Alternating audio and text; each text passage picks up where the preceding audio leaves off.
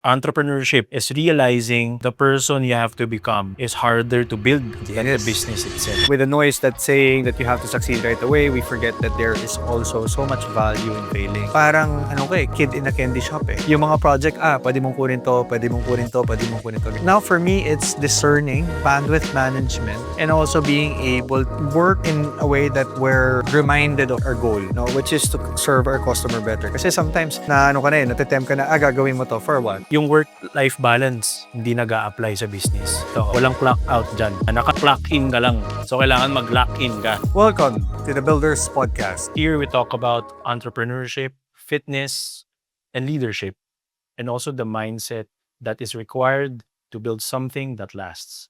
So whether you're building your business, your body, or your legacy, this is a place for builders. You're in the right place. Welcome to the Builders Podcast. So let's get going. Okay, so welcome again to the Builders Podcast. For this episode, just to give you a context, we'll be discussing 3 pillars. So the first pillar is about the business journey, especially right now with the current situation that's been happening. We just want to share our knowledge and our journey, how we navigate through these situations and challenges that we are currently encountering. Yeah, and I'm just really excited to share what we've learned also throughout our business journey.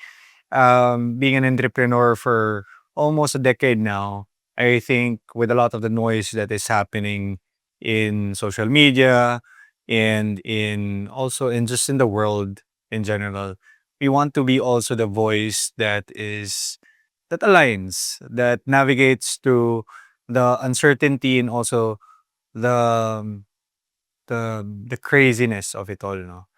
So very excited, Nikki. It's our first episode Yes. again. Me and Nikki, we've been doing this for a while. We've actually had a podcast before, and for the most part, it's really our intention is really to share how we've gone through not just our business but also bring in people for our podcast. So really excited about this, and siguro no, as we go along, we will be inviting. I think that's one thing I'm really most Yes. excited about. Really bring in more people into our podcast. No, siguro I'll start off with what we can really start off is probably you, no, Nikki. What was your pre-business before you went into business? Kung ano yung What- ginagawa ko before. So what was your business like? What was your life like before? My life before we started Angkat, just to give you an idea, me and Enzo, ano kami, we're the co-founders of Angkat PH. No? So we started this during the pandemic, during uncertain times. So, sinimulan namin Angkat PH. But prior to starting Angkat PH, of course, I worked in the corporate industry, and then I started a few businesses as well after that. But I worked for almost 8 years. So yun yung naging career ko before starting Angkat. From IT BPO to to to payments, and then eventually starting my own business. And throughout those years, I learned a lot. The discipline and the person that you have to become to if you want to build something that lasts. No? So, yun yung parang summary ng naging career ko prior to starting Angkat. So, yun. Ikaw naman, Enzo. Oh, nga eh. And I remember that, no. When we got together, because we were classmates actually, Nikki and me, back in college. Tapos I remember you went straight to getting your MBA after college. What was your motivation behind that? Well, after college, actually nag-stop ako for almost 1 year. Kasi I didn't know what to do. No? Di ko alam kung anong gusto kong trabaho, kung gusto ko bang mag-aral ulit, different course. But after ko magpahinga, after college, I went straight into the IT BPO industry, no? And after a few years, doon ako I took my master's degree. And I think, for the most part, kasi in this world, no? Ang qualifications kasi natin usually are the ones that allows us to, be able to speak about certain topics. Expert ba yan sa ganito? Expert ba yan sa ganyan? Mm. People listen usually to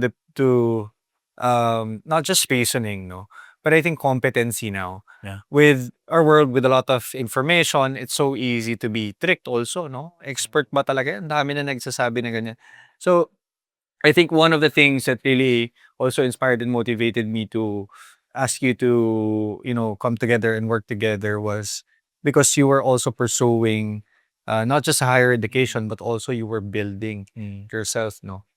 Um, and I guess siguro yun yung nakakalimutan natin when we're building something that you also have to be competent first, no?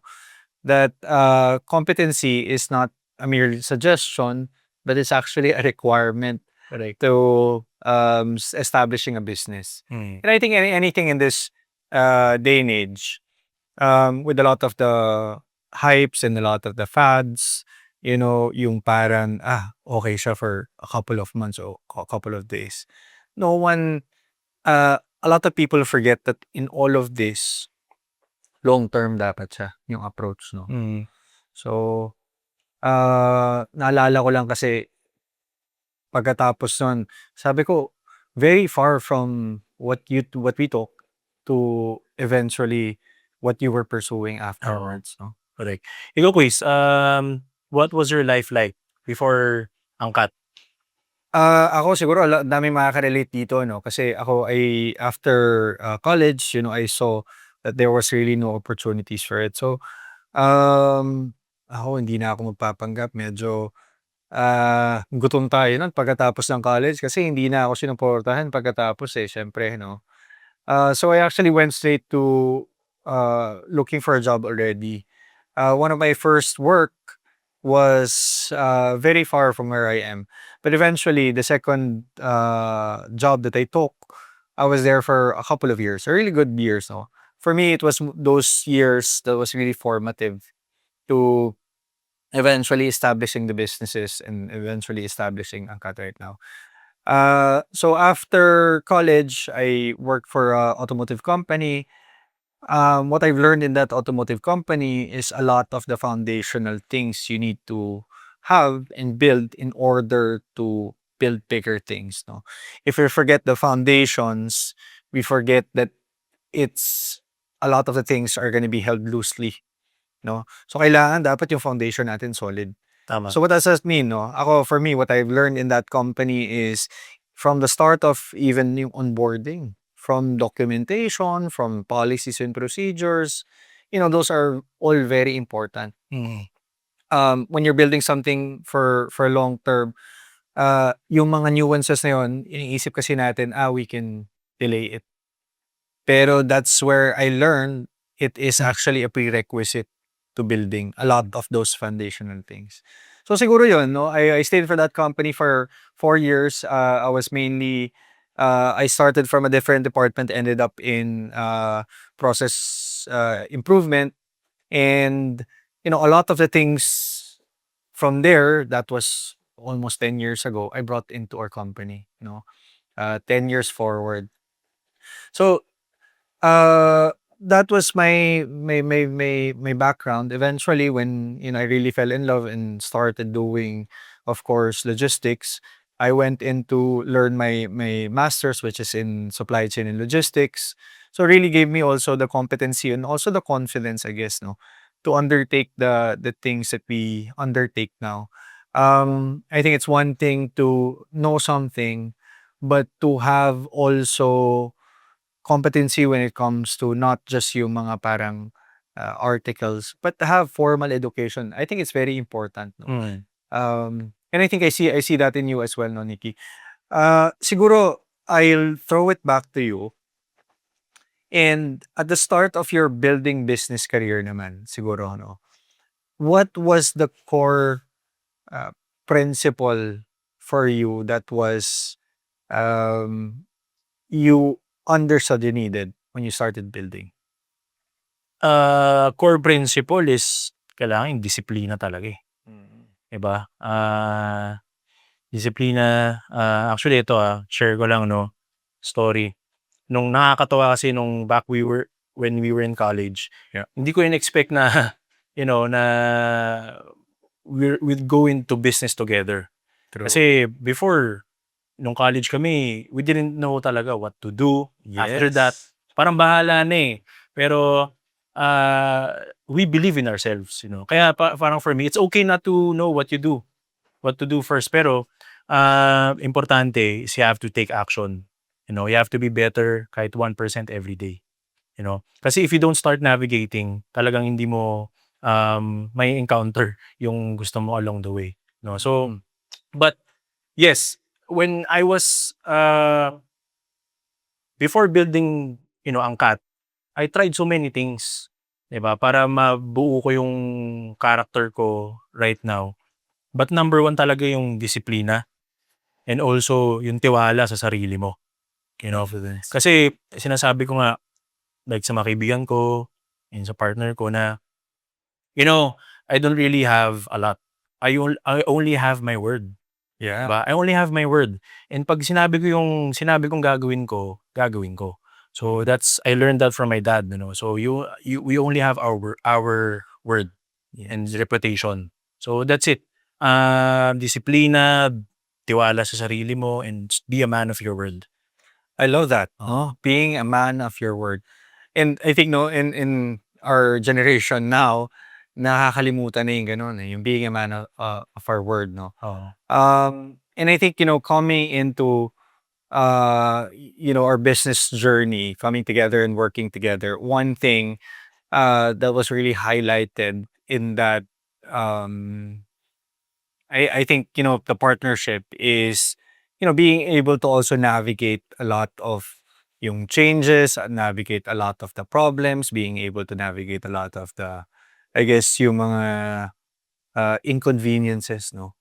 Um and one thing I really noticed about Nikki when it comes to really dealing a lot of these problems, most of the time it's met with a lot of grace and it's also met with a lot of, I guess yun nga, yung sabi mo nga kanina, no, discipline. And I think, it's very important to have that kasi ngayon, eh, parang kunyari may sasabihin ka tapos biglang the next thing, hindi mo naman pala gagawin, hindi mo naman pala, how can people really rely on you and be confident that the fact that kunyari and yung sinabi mo you will really come through. Correct. So I think just circling back, let's talk about yung at the start of probably your yung initial ano natin. What were you thinking? I want to pick your brain a bit here, no. So when we started the business, what were you thinking? To be honest, alam mo kasi yung parang naging aha moment namin ni Enzo to start ang Kapar kasi we had really bad experience with other freight services, no? And just to give you a background, before kami mag-start, we were trying many businesses. Si Enzo nagbebenta yan ng mga case ng cellphone. Yeah. Ako nagbebenta ako ng pet supplies, ng mga food packaging. So, tinry talaga namin lahat ng pwedeng pagkakitaan. Kasi gusto namin magkaroon ng sariling negosyo, no? So we really started somewhere. And then from there we built. But those are parts of parang yung naging component is sa mga components and why I wanted to start ang Cat. Yeah. We had bad experiences from other freight forwarders and then naisip ko na I wanted to build something that provides value to people. Yeah. Yung providing like a simple and efficient, easy way for them to use a freight forwarding service, no? So yun yung nag-urge sa akin to start this business. And then I reached out to Enzo kasi alam ko nag-i-import din siya ng mga items and parang naging timing siya eh. When I think ano yun eh 2018, 2019. Yeah. 'Di ba? Nagpadala nga ako sa kanya, tinry ko siya. And then from there the rest is history. Yeah, no. O ikaw, boys, anong Ako siguro, right from the start, honestly, kinukulit ko na siya eh. Sabi ko, ano na lang, God's grace na lang na hindi niyo tinanggap yung mga dating offers ko eh. But after I left corporate, I've always saw myself as a businessman, building something. What really motivates me to build is I like finding solutions to problems, no? I like finding ways to, okay, how can we make this better? How can we fix this? How can we, like you said, put value into these places, in these voids, no? So actually, prior to really coming together, I did so many businesses, and good thing rin na hindi siya sumali kasi pag sumali siya doon, hindi baka nag-away na kami right from the start. But that journey of also failing, I think it's very important. With the noise that's saying that you have to succeed right away, we forget that there is also so much value in failing. I think you learn so much more when you fail rather than when you succeed, no? Um, and for me, nung panahon na yun kasi, it was very frustrating because we get into, I guess, nagkakaroon kami ng mga parang dead ends, no? So we'd be, doing a business and eventually magkakaroon ng dead end. So sabi ko sa sarili ko, okay, why don't I try to understand the system, also, you know, um, find better ways to provide the same service that probably other companies were providing, but better. So, in a lot of times, so siguro gano'n yung attitude ko sa life, eh. Ah, I find something and I tailor fit it, 'no? Parang kunyari ikaw magluluto ka ng adobo, siyempre yung lasa mo yung gusto mo, hindi mo yung lasa ng Mm. iba. So, that's how I saw business, 'no? And I think moving forward when we started doing our business, building our business, a lot of time kasi ang ginagawa ng mga tao, napapansin ko, 'no, they wrap themselves into their businesses. Oo. Tayo ang ginawa natin when we started our business, we wrap our business around ourselves. And I Mm. think, it's very important to wrap your business around yourself. Like when you talk when I say that, um your hobbies, who you are, your character, everything about you. Mm. Ginawa natin, we wrap the business around us eh. Hindi tayo yung parang tayo yung nakarap doon na tayo yung kailangan ano. And eventually, because we did that, I think a lot of our customers, a lot of our partners saw the passion that we have, no. So inwardly, because we wrapped it somewhat to ourselves, no, and how we saw about things, it showed through the business that we have. Mm.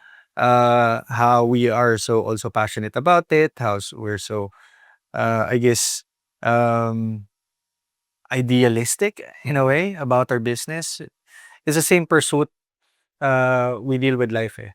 No? So I think yun yung parang for me yung yung naging, I guess, motivation to really starting Angkat and starting, doing business with you. Nakita ko kasi parang, okay to na let's solve a problem together. Let's fix it, let's make it better. And let's provide a service to ourselves which we can offer to the people around us. Correct, correct. Tsaka I totally agree with that. Maganda yung timing din kasi during that time. True. So parang, we just jumped into the void. Leap of faith, and tiwala lang sa sarili along the way. So ito, quiz, moving on to our next pillar, no? Sige. Yung next pillar namin is about how for the past few years kasi kami ni Enzo, we've been active with fitness. Yes. Kasi it helped us a lot. So the next pillar would be the fitness engine. Yeah. First question is, when did you realize that running a business felt like a lot like a physical training? How do you parang compare Yeah. or align fitness with business? Okay. Sige, let's go way back, no? I remember just before our board exams when we were still in college, I remember playing the Philippine national game. There was an option for me, nakakatawa yun kasi there was an option for me to review just a day before Oo. or play for the Philippine national games. And if you imagine, the sport I play is actually rugby. So it's very physical. I remember being in the next day, no, doing the board exam, yung katawan ko gulpe, yung physically everything was gulpe, no. But I remember, being in that room, that was my sharpest. Kasi, the blood flowed for me and, I was hyped, I was energized. We just won gold in the Philippine National Games. So coming into the board exam, I felt confident. And my head was actually relax ako eh. Sabi ko, Lord, kung ibigay mo sa akin to, di okay. Pag hindi, di okay rin, Lord. And that gave me a lot of also, I guess, it made me understand how important it is to be physically well and be performing well. Kasi sabi ko noon, I would probably, if nagpuyat ako noon, tapos hindi ako nag-aral ako probably, or in-opt out ko yun, after studying for a couple of months, no, probably I wouldn't pass. Kasi sobrang stress ako. Pero sabi ko, hindi, you know what? I could do a day off. I'd just play. And, eventually that became my somewhat of a mantra, no? If before coming into a meeting, before coming into a big thing, big decisions, I want to be working with, yung utmost potential ko. Really maximizing myself. And sometimes, ang requirement for me in that is really being able to feel good in a way that my body is physically well, my headspace is mentally good. Very holistic, no? So, yun yung parang naging ano sa akin na, dapat pala ganito. Kasi kung dapat pala, I'm always at the peak of my performance and in my body to be able to do our business well, no? How about you? Ikaw naman? Maganda yun. Oo.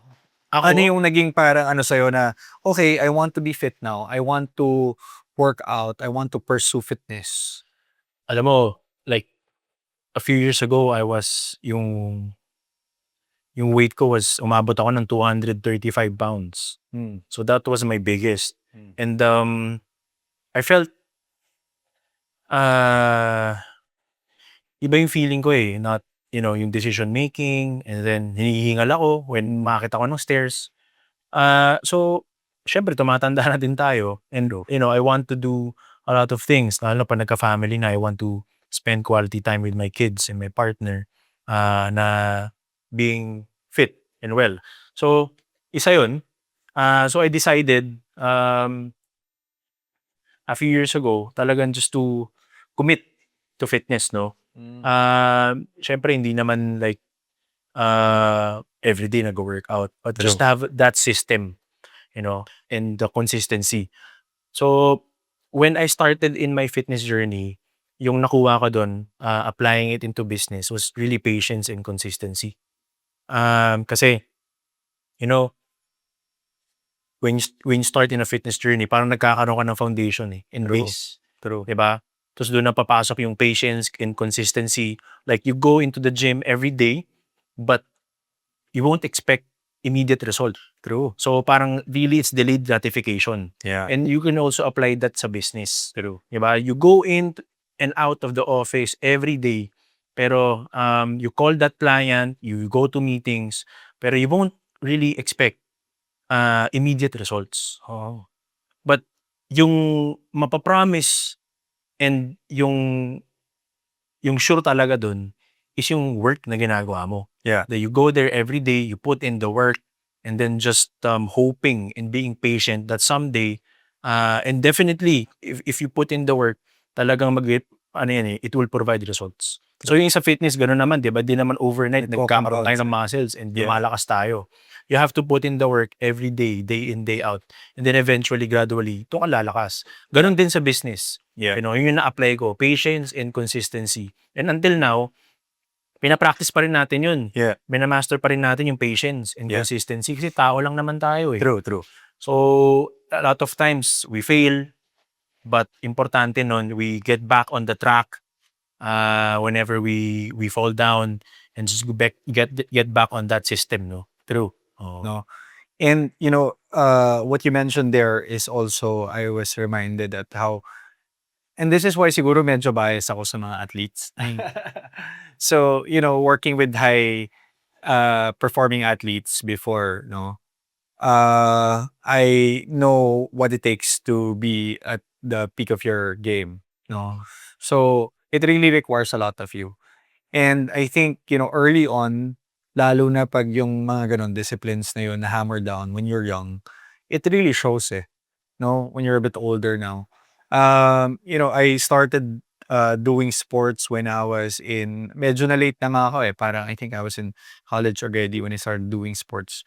And I remember, this is very prominent, but there were a lot of people who were skilled. Oo. As in naturally magaling na sila, naturally athletic na sila, naturally, they're really good in a lot of things, no? Um, but sabi ko nun, they might be good now, but if I stay consistent and put in the hard work, eventually I'll get better. And I saw that, no? I saw that in the sports and I saw that in people na eventually yung mga skilled niya, oo nga, magaling sila. Pero they fell off. After a couple of years, nawala na sila. Oo. I became also better than them in some way. And I think yun yung parang naging siguro navigating ano ko yun, parang compass Oo. towards business na rin. And I think for both of us, no, na there's gonna be a lot of like, uy, short burst, really skilled, really good. But one thing that we want to build is yung long term, no, consistent, hard work. Um, and most of the time, a lot of the skills will fall off for a lot of people. Pero yung consistency, yung hard work, that stays Correct. Siguro, no, looking back, I could really say that probably there was only one or two na parang skillful that eventually, put in hard work and became really successful. Most of the time kasi, pag medyo alam natin magaling tayo, nagkakaroon na ng ego, nagkakaroon na ng ganyan. So, we forget that hard work, consistency, and discipline is so important. And yun yung maganda naman sa fitness kasi na-hammer yan every day. As you go train, as you do things, na-hammer yan no? Oo. So, yeah, I think that's, very important yung having that mindset that we're always, okay, this is what we need to be able to accomplish yung goals natin when it comes to business. Being also applying the discipline, the fortitude, the patience, like you said, no, to building. Yeah. No, correct. Alam mo, Guis, I was, Mm. looking back, sa younger days natin, no? We were drinking. Oo nga Yung mga bisyo din naman tayo Totoo naman. pinagdaanan natin yun. But, there were parang na-realize ko na if we go to yung ruta na yun, it won't be sustainable. True. Especially if you want to build something that will last. Yeah. But to other people, it may be sustainable, pero sa akin personally, hindi ko kaya ma-sustain yung ganon. Lifestyle. Yung lifestyle, if you drink, smoking Partying. cigarettes, it's going out. So, parang in a way, you're preserving yourself Yeah. to continue and to build something that lasts for yourself, for your family, and for your loved ones. No? True. Meron akong recently, meron akong nabasa na quote. Yung quote na yan, sabi niya is, entrepreneurship is realizing the person you have to become is harder to build than the Yes. business itself. So, talagang character development, 'di ba? Yes, It's yeah. sa business kasi, if we really want to scale and grow, it will require a different version of you, Yes. of ourselves, Totoo. 'di ba? At certain stages, So, kunyari gusto mong to hit your sales, gusto mong maging 20, 50, 100 million. At different stages, it will require a different version of you, 'di ba? At the stage of your business. So, yun yung na-realize ko recently talaga. And it's very important to have that sustainable system. Siguro, no, Wow. one thing, no, just to piggyback on that, no, one question that I always repeat to a lot of budding and aspiring entrepreneurs, if all the things probably I have, I give to you, would you be able to keep it? Would you be able to sustain it?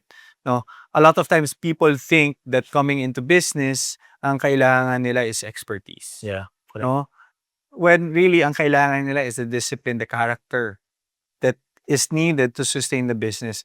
Kunyari, parang ano yan eh, the same question as, how millionaires, when they hit the when lotto winners, they hit the millions, all of a sudden, na uubos rin nila just for a Oh, couple of years, no? It's the same as business. The journey of an entrepreneur requires yung trenches and toros natin, no? Which is basically, the learning and also the failures. That's part of it. Kasi in a lot of that is where you learn how to preserve the business. okay. Ngayon, siguro, no, we're better stewards now because of all the failures as well.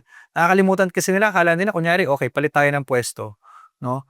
Kung ikaw yung andito, no, masustain mo ba, magagawa mo ba para makip yung business? You can probably have it, but it's very hard to sustain it. So, I think that's one of the purpose of this podcast is, you know, to really dial down that the building is not just the business. The building is ourselves, eh. Tayo yung binibuild natin. Kailangan natin to Correct. be that person who eventually keeps the business, who sustains the business, who allows the business to grow. Hindi lang yung parang, okay, gagawa ka ng business, gumawa ka ng Jollibee, pero kung hindi ka naman magaling na manager, paano mo masusustain yan? Kung hindi ka naman marunong magganito, hindi mo masusustain yan. Kahit ibigay sa'yo bukas yan. No? We forget that the building starts not in the business itself. It starts with us. No? Agree. Yeah. Yun. So, ganda nun, no? So, which begs the next question. Ano yung personality flaw mo that our business forced you to fix? Ako siguro I can go into a million things, but siguro yun yung wanting to make it easier for our customers, no? Wanting to make it easier for ourselves for the most part. And I think in a lot of businesses, they try to solve so many things. They try to solve so many complex ideas, so many complex problems, but we forget that sometimes it's just in front of us. Yeah. Making it easier.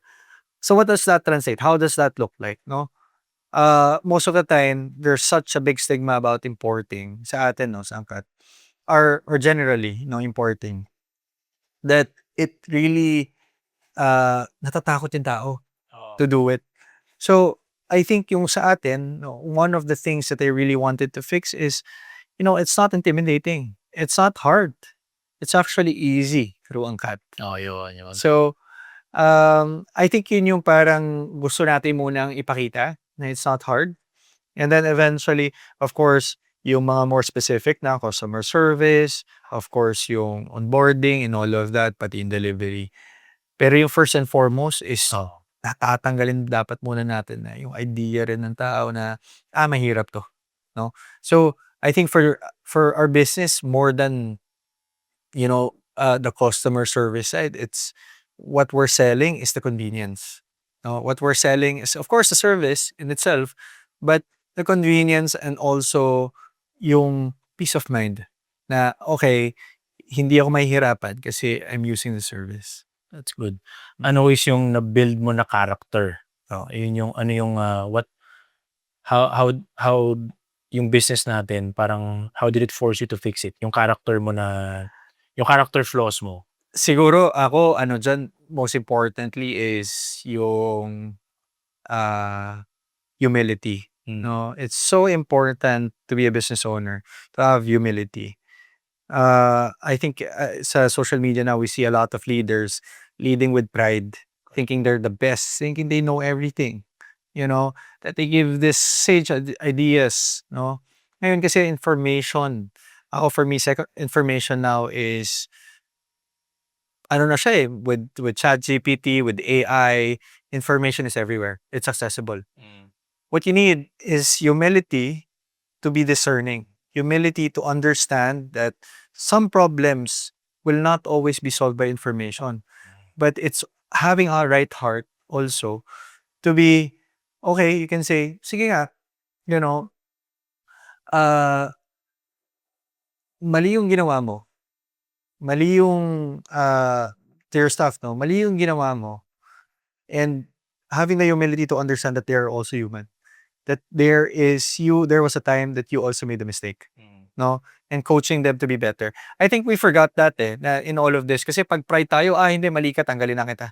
Wala nang coaching. Ganito na, no? And this applies to so many things in business.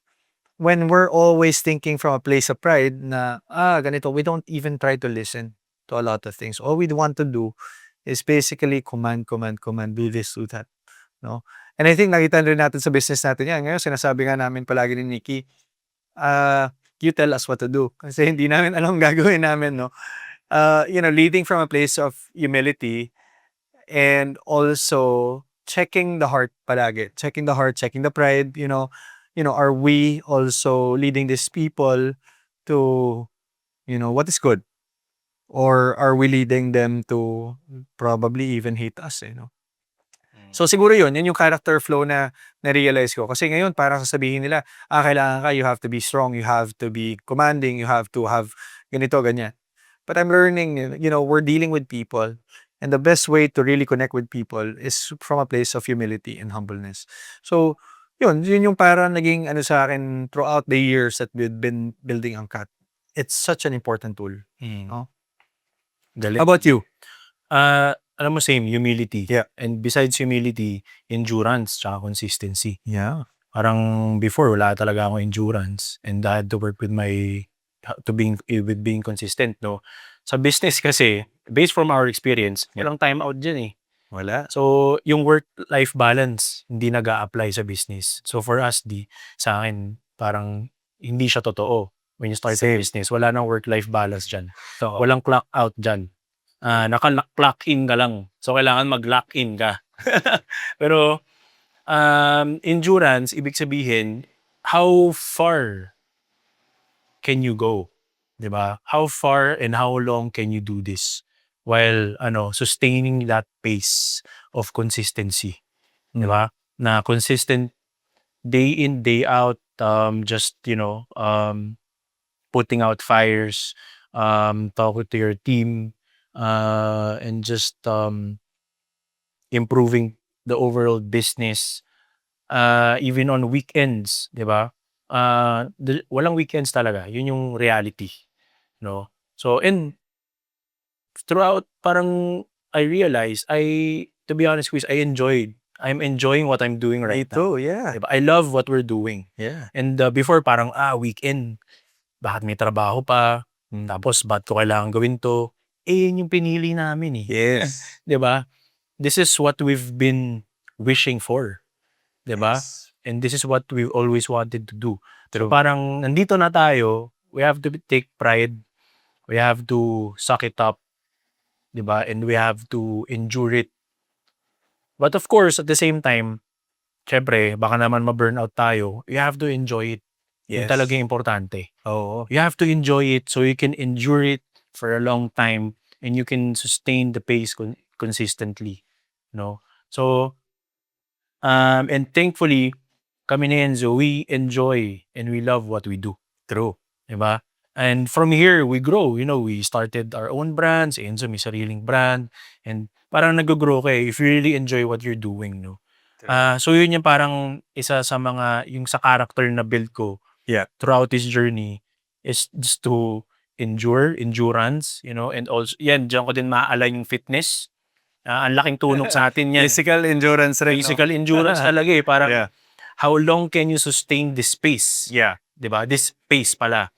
And how long can you sustain this pace in this zone na hindi ka na-burn out and just being consistent, no?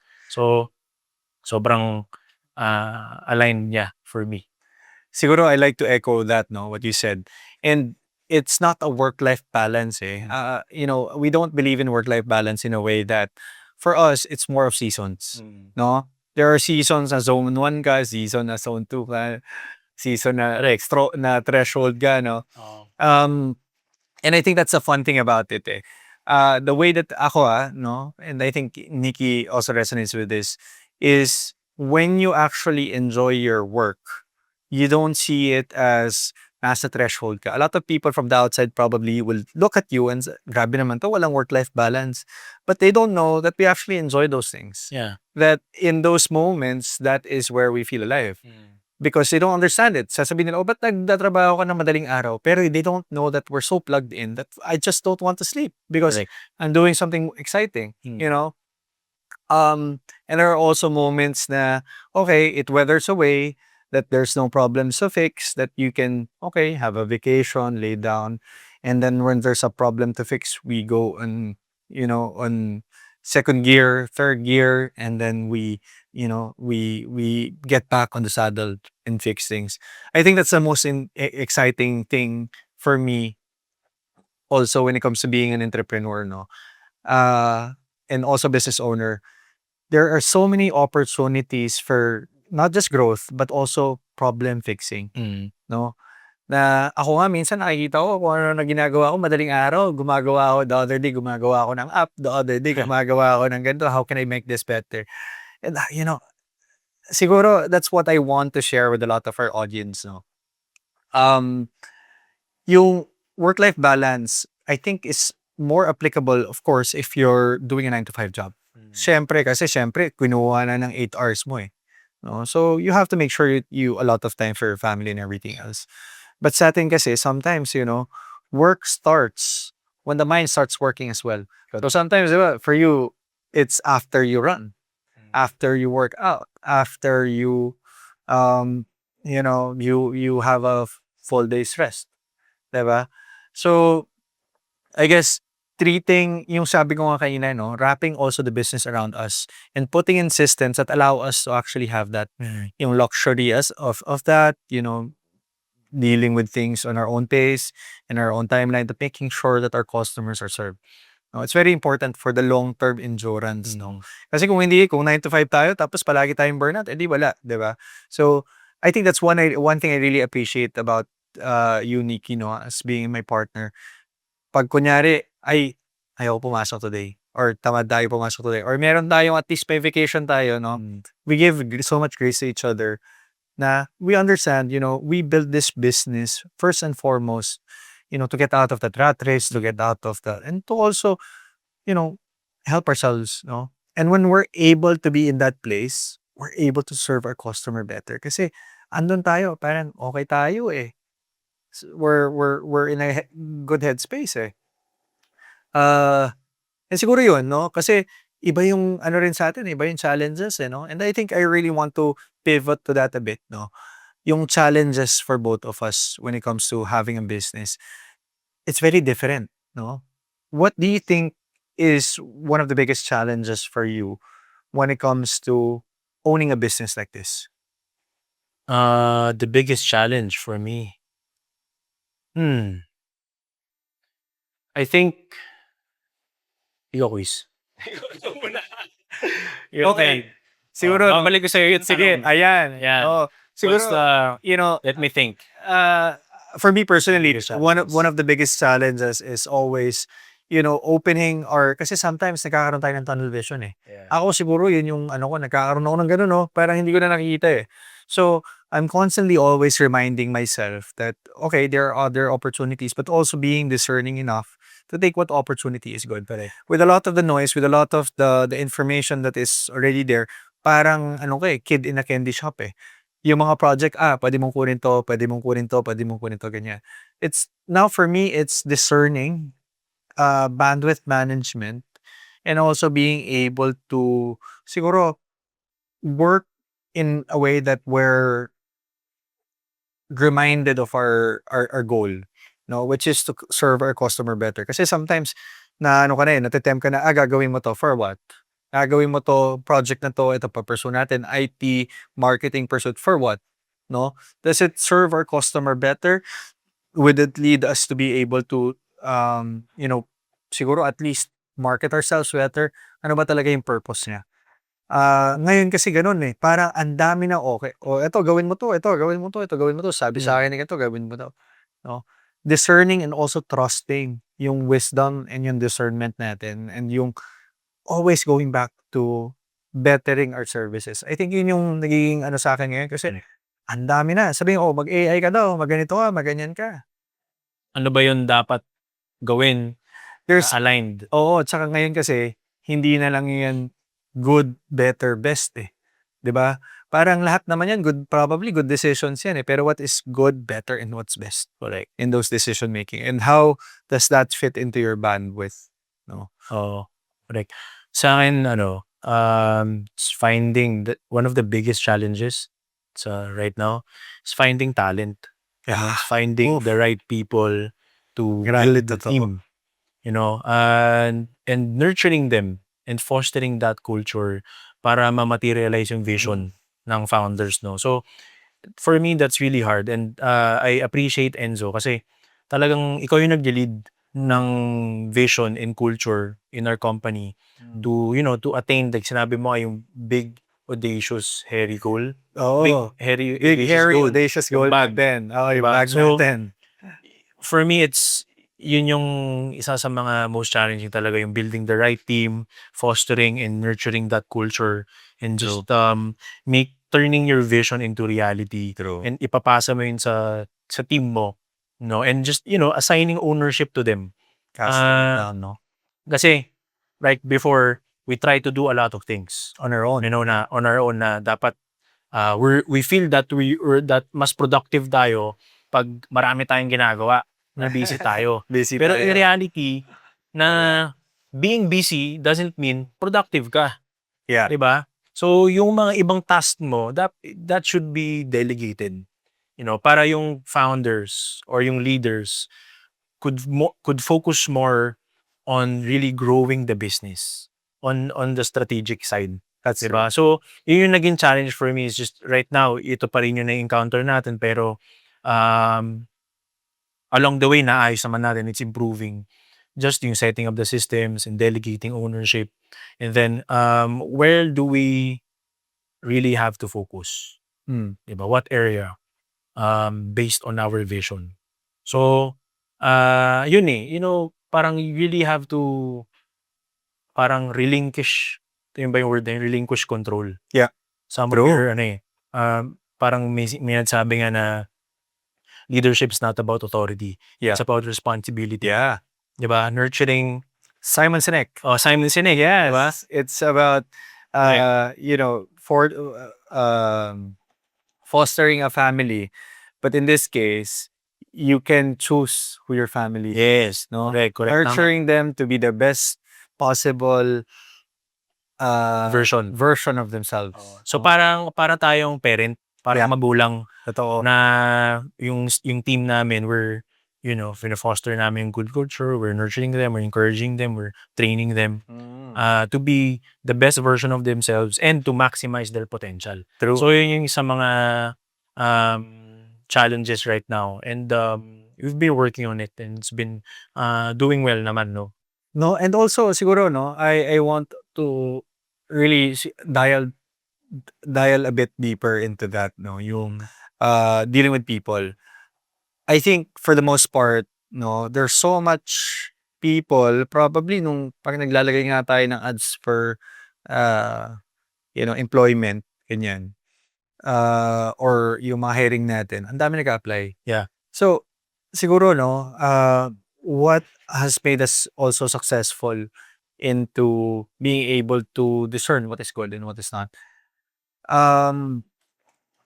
I'd like to share a few probably, I wouldn't say sage, no, but the way that we're going about our hiring is, I think it's very important. Yes, you allow people to apply for certain job post, but I think what's more important is when we talk to them, we understand where they also want to be. No, we forget that a lot of these people that were coming into us kasi we want to mold them into a certain way. Pero naturally, they have already a lot of skills when it comes to this. Probably, ang problem nga, it's the right place but wrong position. Right person, wrong position.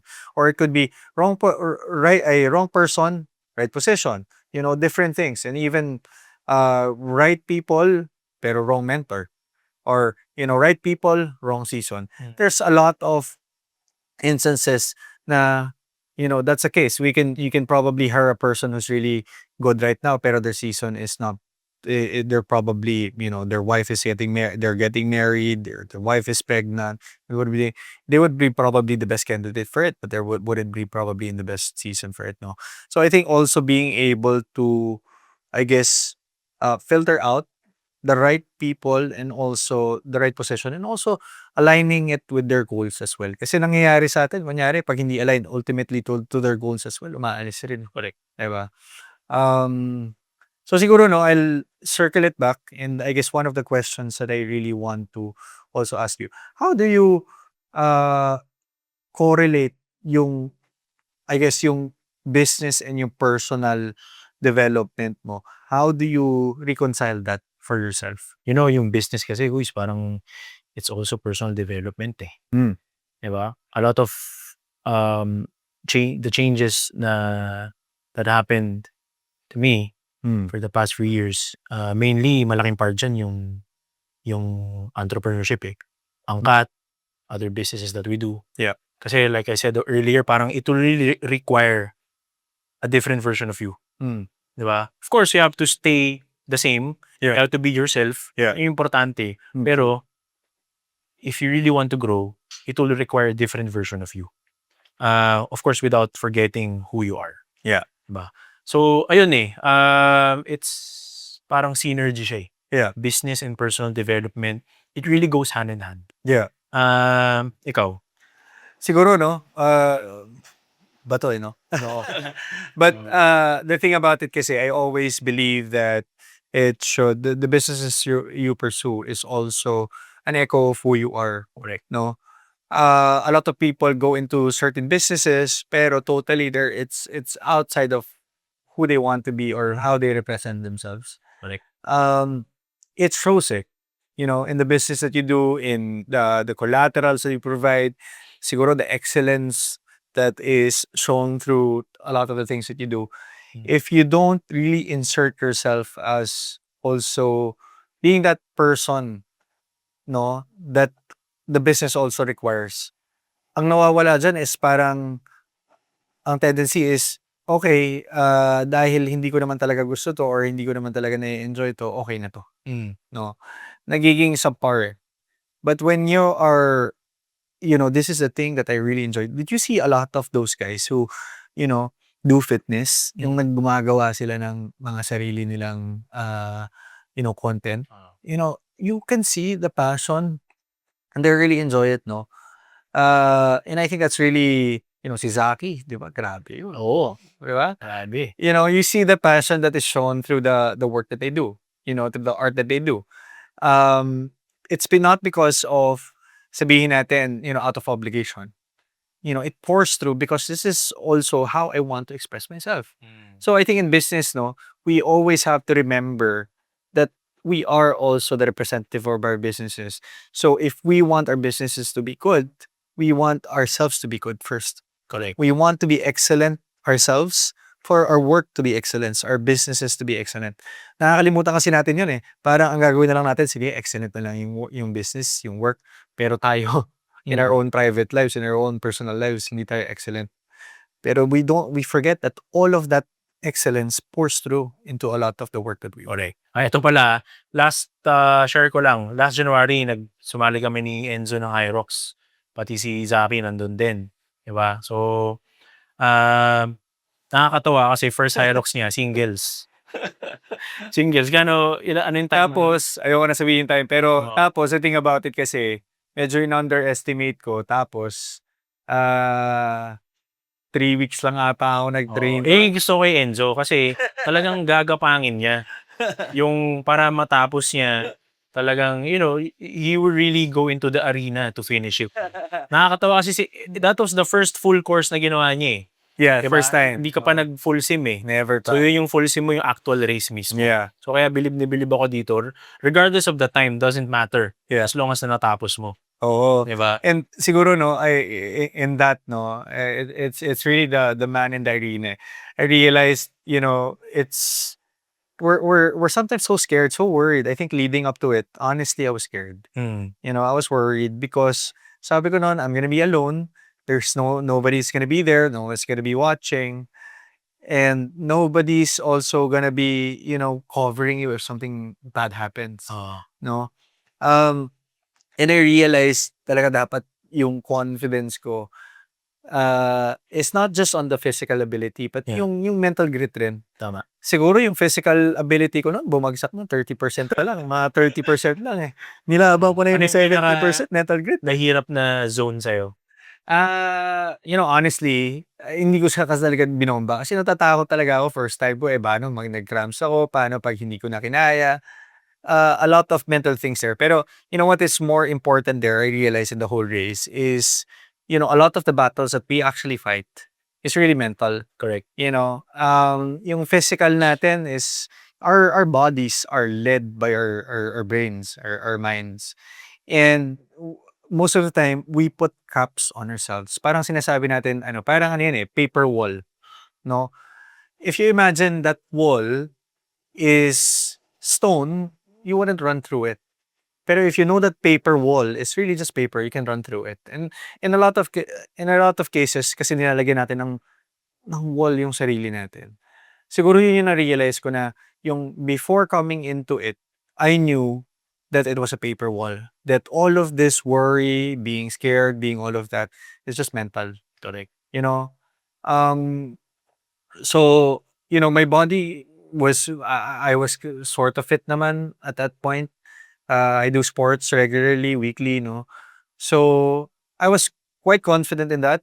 Pero yung mental aspect really talagang haunted me for a while. Ang hirap pa tumakbo sa Japan, ang lamig. Oo nga. Diba? So I guess, I share this from also a business perspective. A lot of times, you are gonna be forced to situations when you are alone. No? It's very important to also have that, I guess, um, yung kanina sabi mo endurance, but most of the time, I think, ang important doon is how hard will you keep on going even when you're suffering, even when it's hard. Where do you also, can you continue even if it's talagang pagod ka na, gulpi ka na, never po ba nagawa 'to, 'no? Nakakalimutan ng tao, yun yung parang 70% of a fight, eh, Correct. 'no? Yung mental fortitude mo, yung endurance, eh. Nakikita ko, hindi ko na kaya. Kaya mo pa yan, kaya mo pa yan, kaya mo pa yan. That kept repeating in my head the Correct. whole time, the whole race. Oo. I was telling myself, kaya mo yan, kaya mo yan, kaya mo yan. It's all mental. I was in my own race. I was, I was praying to the Lord, but also I was telling myself, kaya mo 'to. And ganyan naman natin i-push yung sarili natin, di ba? True. So, really proud of you. You finished it, singles.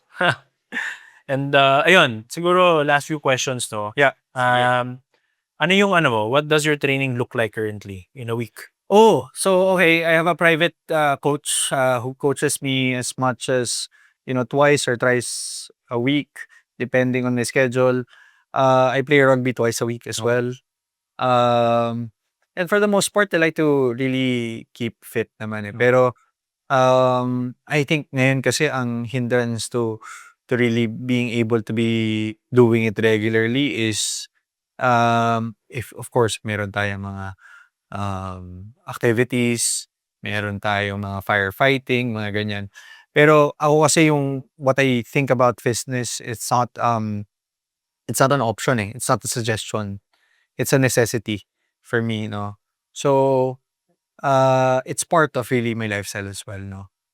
Kaya, ayun, ganun yung parang usually 3 to 4 times, tapos biglang sports in between. And, one thing that I realized through Nikki, it's nice to have a goal. No, it's nice to put yourselves into, okay, meron tayong gagawin at the end of the month. Okay, meron tayong run at the end of the ganito, the quarter. Kasi it forces you also to work towards something, no? So, how about you? No? How about you, Chris? What is your, sabihin natin, your weekly? Ikaw, very active ka ngayon, So, how Sakto is your lang. weekly, oh, how is your weekly Training? gym sa umaga? Di Tulog. naman. Gym sa tanghali. Hybrid. Hybrid. Hybrid yan. lifestyle. Oo. Um, 3 times lift, then 3 times run. That's Okay. it. Yeah. Ayun lang, pag run, one easy run, one intervals, and then every Sundays, LSD. Ayun. So, right now, ini-enjoy ko lang yung program na ganun. And syempre, ayoko naman masyadong stress yung katawan ko, 'di ba? And Yeah. I think yung 3 times lift, 3 times run, okay siya na load for me to sustain everything, no? Last piece of advice. Okay, oo Oh, nga pala, hindi pa What pala i- tayo tapos. before Okay. we end the episode, Sige. what is one piece of advice you can give to someone who wants to take the leap of faith into starting a business and starting their fitness journey? Burn the boats. You know, if there's something I would like to tell you, burn the boats. You know, you go to the island, most of the time we paddle into the island. Pero when we think that there is a boat there that we can go back to wherever we need to, we are in a place that, okay lang. No, yun yung safety net natin eh. You know, I always say this to a lot of the entrepreneurs, no? Burn the boats. When you get into that island, when you get to the place that you are building, don't think that there is a safety net. Don't allow yourself to fail. Oh. You know, imagine yourself, you're going to be stuck in that island, you're going to be burning the boats. And if you don't succeed, you will suffer and you will die. No? You know, see David Goggins always say, who's going to carry the boats? You The know, logs and the boats. yeah, the logs and the boats. No, I always like to say, you know, when you're pursuing a business, go with it with a mentality to leave everything, to burn the boats, and to know that you're going to be pursuing something that you have to be building. Ganda. How about you? 1% better every day. That's it. That's You know, take the leap of faith, be the man in the arena, and leave it all in the arena. And kasi yun lang naman talaga eh. That's all there is. Leaving everything out there in the arena. And 1% every day, 1% better every day. Tapos, meron akong favorite saying eh. If you want to learn how to swim, you don't learn how to swim by studying the water. You learn how to swim by getting into the water. Okay? So, if you want to start a business, if you want to start a fitness journey, just start. Simulan niyo lang. And so you can start navigating and then you become 1% better every day. And then magko-compound yan. If 1% every day, after 1 year, that's 365%. Diba? Nagko-compound siya. And malaking changes yan after a year or 2. So, yun. Atomic habits. No? Atomic habits, the Yeah. power of compounding. Compounding. Thank you for listening to our podcast. This podcast is available on YouTube and Spotify. And if you enjoy more of our contents, you can follow us on Instagram, The Builder Spot PH. And if you want to know more about me, you can follow me on my Instagram account. It's Enzo Marfal. And my Instagram account is @nikki.sombero. If you enjoyed this podcast episode, stay tuned for our next episode.